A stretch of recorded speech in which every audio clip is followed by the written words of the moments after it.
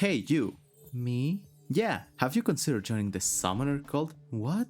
Cult? Yeah, the cult for the best class in Terraria, the one that summons people to do your work for you.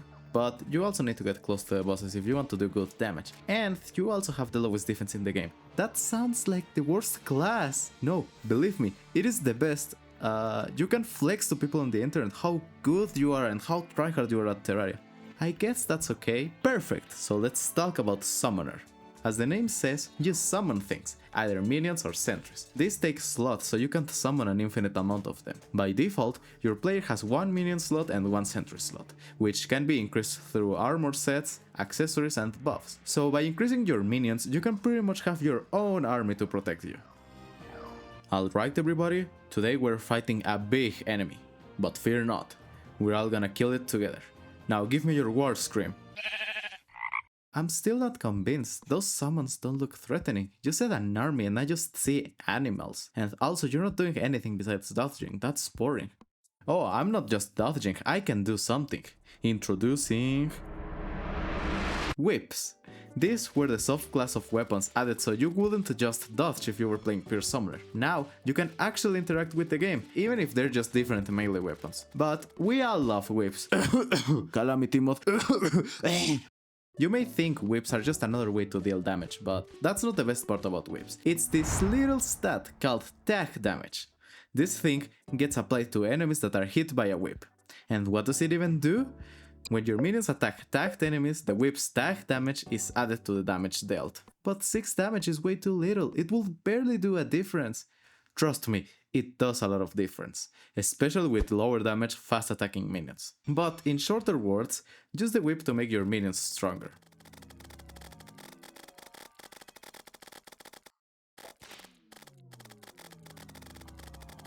There is a lot of whip variety with its own unique effects, not only just tag damage. There are some that electrify, others that spawn meteorites, some that spawn flowers, etc. Some of these effects can be so good that the tag damage isn't as important. My favorite example of this is the Firecracker. This is a whip that has no tag damage at all, but it makes up with its unique effect. When your minion hits a tagged enemy, they will explode and take 2.75 times more damage. So this works better for higher damage, slower minions, kinda like the opposite ones that benefit from tag damage.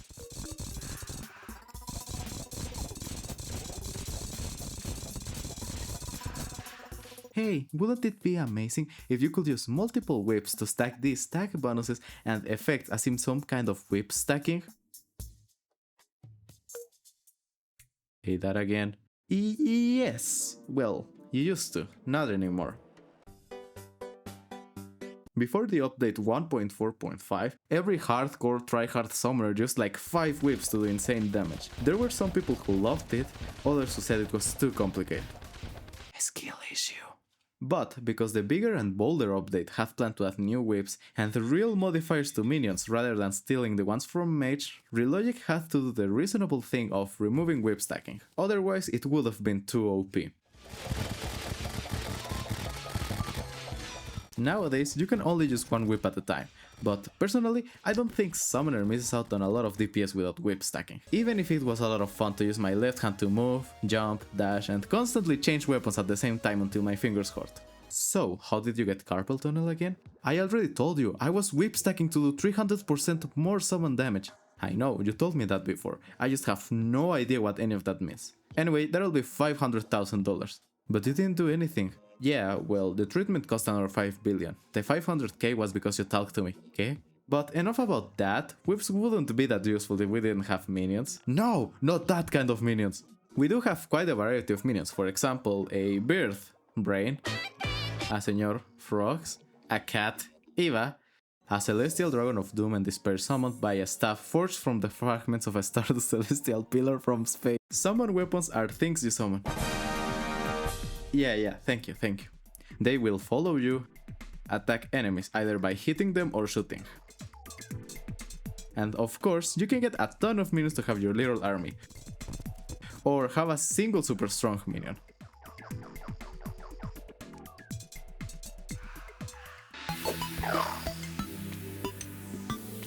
Because of this, you could say that there are 2 types of minions, and the palward ones. We have the usual ones where you spawn more minions with each slot.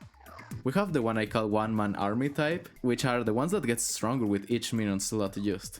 And we have the Palworld minions, where you can only summon one of them and you can't make them stronger with minion slots. But they come with their own upside. For example, Kativa helps you mine. Fox Sparks can be used as a flamethrower, which you can even combine it with whips. Use your whip to attack damage and then switch to Fox Sparks as a flamethrower. I recommend you to try doing that as a way to cope with the loss of whip stacking. There is also one important thing: minion mixing. You may be wondering what is minion mixing? Well, let me tell you that I don't know either.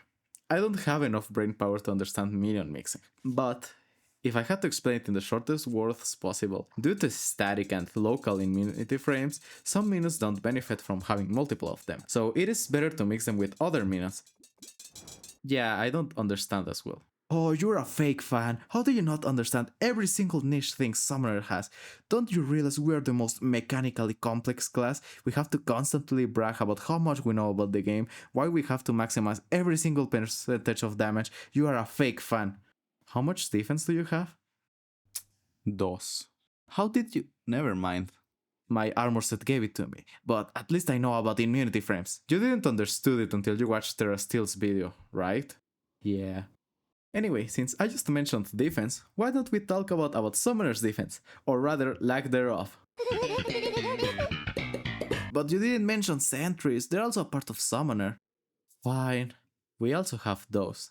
Sentries are similar to minions because you summon them and they attack enemies on their own, but instead of following you, they stay in the same place. They cannot be destroyed by enemies, so most of the time you will place down a sentry for extra damage and forget about it. Personally, I ignore sentries most of the time. I just place them down when I'm farming or fighting a boss for some extra free damage, but they aren't too game changing for me. If we're talking about the old one's army, then sentries are definitely something I will use, and you should as well. Sentries in this event work differently. Instead of occupying a sentry slot, they take 10 Ethereal mana dropped by enemies in the event. So as long as you have mana, you can summon an infinite amount of sentries, which I feel like are necessary to beat the event. Other than that, there isn't much to say about sentries. Well, maybe in the future, because of these recent spoilers shows a player carrying a sentry, so Terraria may make them a little better in the next update. Wow, sentries were really underwhelming. Yeah, I told you. Even more underwhelming is the Frost Hydra. Did you know that it was the first sentry added into Terraria back in 1.2? Sadly, it is a very underwhelming weapon, especially for one as rare as this one. But, I mean, everything about Summoner was awful before 1.4. Back in my day, Summoner had like 2 weapons which were both incredibly rare.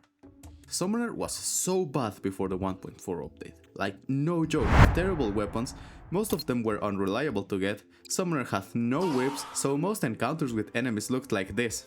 I summon Slime Staff. Don't kill me, please! Slime, kill the enemies! I think at the time Relogic didn't know what to do with Summoner, which is why I think it has one of its most criticized qualities, the lowest defense of all classes. This is something I often see criticized about this class. One hit of anything and you're dead.